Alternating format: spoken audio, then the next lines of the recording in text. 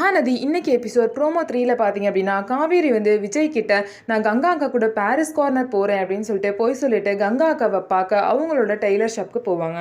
அங்கே போன காவேரியை பார்த்துட்டு கங்கா அக்கா வந்து ஏன் காவேரி என்னாச்சு ரொம்ப டல்லாக இருக்கு அந்த மாதிரி கேட்பாங்க. இல்லைக்கா எனக்கு ஒரு மாதிரி டயர்டாக இருக்கு ஒரு மாதிரி முடியல அப்படின்னு சொல்லிட்டு காவேரி வந்து மலுப்பி பேசுவாங்க. உடனே கங்கா அக்காவும் சரி பர்த்டே எல்லாம் செலிப்ரேட் பண்ணல கண்ணு பட்டிருக்கும் சுற்றி போடணும் அந்த மாதிரி சொல்லி பேசிட்டு இருப்பாங்க. அதுக்கப்புறம் காவேரியை வந்து கங்கா அக்கா வந்து நீ போய் கொஞ்ச நேரம் ரெஸ்ட் எடு அப்படின்னு சொல்லுவாங்க. இல்லைக்கா நான் உங்க கூட பேசிட்டு இருக்கேன் நீங்க தைச்சிக்கிட்டே என்கிட்ட பேசுங்க அப்படின்னு சொல்லிட்டு காவேரி வந்து சொல்லுவாங்க. இதுக்கப்புறம் பார்த்தீங்கன்னா ராகினி வந்து காவேரி வந்து விஜய்கிட்ட இந்த விஷயத்த சொன்னாலா இல்லையா அப்படின்னு சொல்லிட்டு யோசிச்சுட்டு இருப்பாங்க. அந்த நேரம் பார்த்து விஜய் வந்து ஜாலியான மூட்ல உள்ள வந்துட்டு போயிடுவாங்க.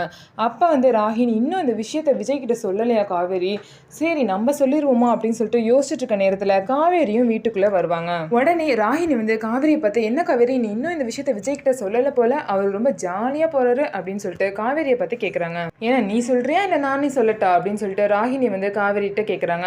இல்லை நானே சொல்கிறேன் எனக்கு டைம் கொடு அப்படின்னு காவேரி வந்து சொல்கிறாங்க.